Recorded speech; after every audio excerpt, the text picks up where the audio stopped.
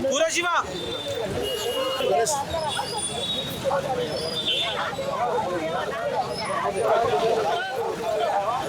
Daddy के दोस्त हैं ये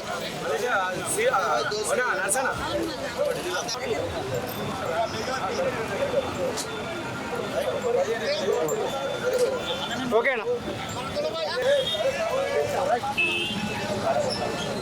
ఏవండి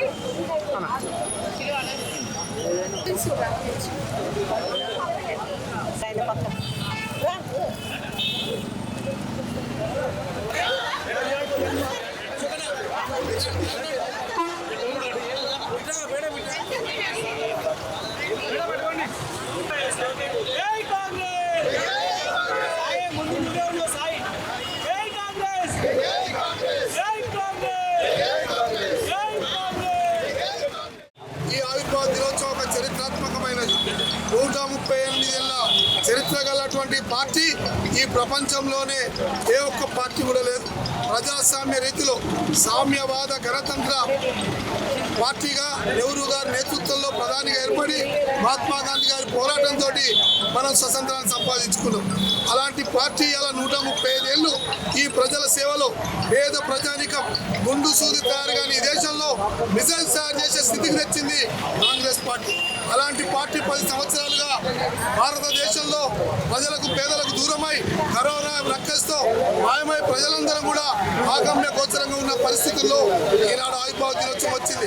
కార్యకర్తలు ప్రజలందరూ కూడా ప్రజాస్వామ్యవాదులు కాంగ్రెస్ వాదులు అందరం 138వ జయంతి ఆవిర్భావ దినోత్సవాన్ని ఘనంగా నిర్వహించుకుంటూ రానున్నటువంటి పార్లమెంట్ ఎన్నికల్లో రాష్ట్రంలో ఏ రకంగానైతే తెలంగాణలో కాంగ్రెస్ తెచ్చుకున్నామో భువనగిరిలో అనిల్ కుమార్ రెడ్డి గారిని ఏ రకంగా అయితే 40 ఏళ్ల చరిత్రలు తిరగరాసి గెలిచినామో అదే రీతిలో భారతదేశంలో కూడా రాహుల్ గాంధీని ప్రధానంత వరకు కంకణబద్దులై ఎలాంటి ఆశీస్సులు లేకుండా ఎలాంటి స్వార్థం లేకుండా కాంగ్రెస్ పార్టీని అధికారులు తెచ్చుకొని వచ్చినటువంటి రాష్ట్ర అధికారాన్ని కార్యకర్తలకు ప్రజల సేవలకు అందించే విధంగా కంకణబద్దులం అవుతామని ఈ సభా వేదిక ద్వారా తెలియజేస్తూ సెలవు తీసుకుంటున్నాం.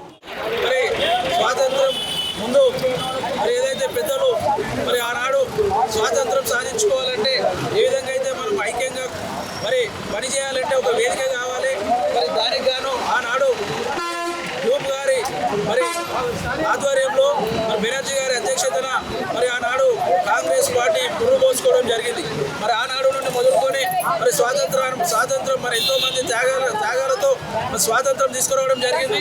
అంతేకాకుండా స్వాతంత్రం వచ్చిన తర్వాత కూడా నెహ్రూ గారు మొట్టమొదటి ప్రధానిగా ఉన్నప్పటి నుండి తర్వాత లాల్ బహదూర్ శాస్త్రి గారు అలాగే రాజీవ్ గాంధీ గారు, ఇందిరాగాంధీ గారు, పివి నరసింహారావు గారు, సోనియా గాంధీ గారు నాయకత్వంలో ఆనాడు మన్మోహన్ సింగ్ గారు ఈ విధంగా చెప్పుకుంటూ పోతే భారతదేశానికి ఎంతో మంది ఎన్నో విధాలుగా కృషి చేయడం వల్ల ఈరోజు భారతదేశం ఈ యొక్క అభ్యున్నతికి చేరుకోవడం జరిగింది. అదేవిధంగా కాంగ్రెస్ పార్టీ సోనియా గాంధీ గారు ఈ యొక్క తెలంగాణ రాష్ట్ర ప్రజల ఆకాంక్ష కాంగ్రెస్ పార్టీ ద్వారానే సోనియా గాంధీ గారి నెరవేర్చడం జరిగింది.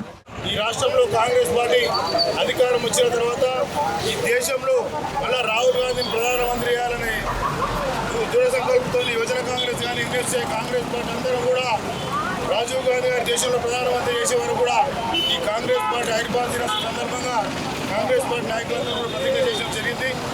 ఈ కార్యక్రమం వచ్చి అందరూ కూడా ధన్యవాదాలు తెలియజేస్తూ ఈ దేశం కోసం ప్రాణత్యాగం చేసిన కుటుంబం ఇందిరాగాంధీ, రాజీవ్ గాంధీ గారి కుటుంబం ఈ దేశంలో ఎన్డీఏ ప్రభుత్వం వచ్చినాక మత కళాలు రెచ్చగొడుతూ కులాలు మతాలు విభజిస్తూ దేశ ఓట్ల రాజకీయం చేపట్టిన నరేంద్ర మోడీ, అమిత్ షా కుట్రలను భగ్నం చేసి దేశ రాజకీయాల్లో కాంగ్రెస్ పార్టీ పునర్భావం తీసుకొచ్చే విధంగా కాంగ్రెస్ పార్టీ కార్యకర్తలను కూడా పనిచేస్తామని, రాహుల్ గాంధీ భావి భారత ప్రధానిగా దేశంలో వచ్చే ఎలక్షన్లు చూస్తామని కూడా ఈ సందర్భంగా తెలియవచ్చు. ఈ కార్యక్రమం పాల్గొన్న నాయకులందరూ కూడా ప్రత్యేకంగా ధన్యవాదాలు తెలియజేస్తారు.